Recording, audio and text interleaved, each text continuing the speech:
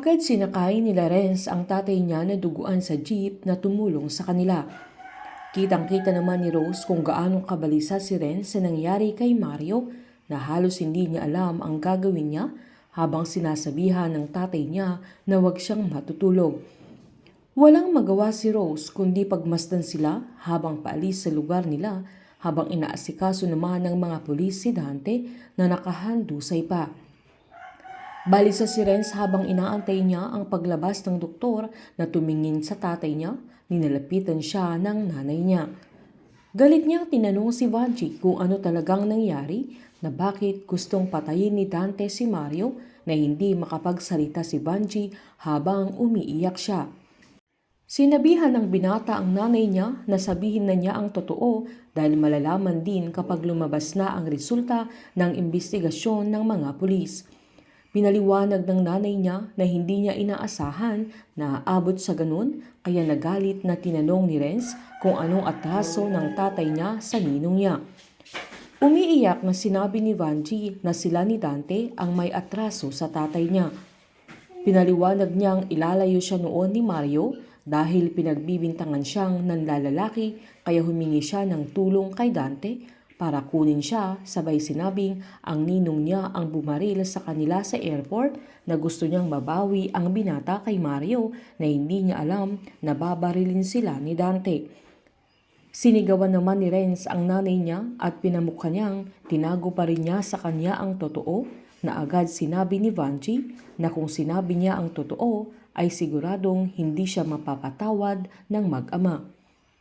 Galit na sinabihan ni Renz ang nanay niya na sabihin na niya lahat ng tinatago niya, sabay tinanong kung totoong nanlalaki ang nanay niya at napaupo si Vanji na hindi makapagsalita kaya sinigawan siya ni Renz na sabihin na niya kung sino ang lalaki niya.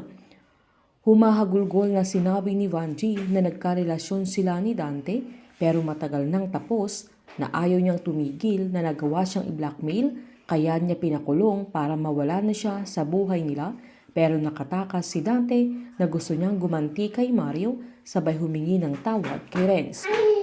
Parang nabagsakan ng mundo si Renz sa sandaling yan dahil sa nalaman niya na sa haba ng panahon na nagdusa siya ay dahil sa kagagawan mismo ng nanay niya.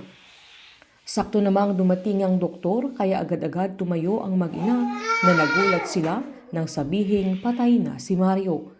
Wasak na wasak si Renz sa sandaling yan na halos masaktan niya ang nanay niya na siya ang dahilan kung bakit namatay ang pinakamamahal niyang ama.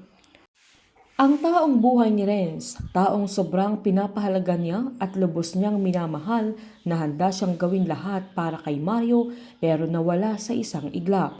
Papaano ito haharapin ni Renz na ang naiwang sinabi sa kanya ng kanyang ama ay ang pipiliin niyang makasama ang taong mahal niya. Ito ang magiging dahilan kung bakit patuloy na ipaglalaban ni Renz ang pagmamahal niya kay Rose kahit masasaktan si Sandra. Painit ng painit ang mga tagpo, sabay-sabay po nating subaybayan ang advance episode at ang nalalapit na pagtatapos ng Unbreak My Heart dito po sa aking channel. Patuloy lamang pong manood at mag-subscribe para ma-update po kayo sa mga susunod na episode. Marami pong salamat.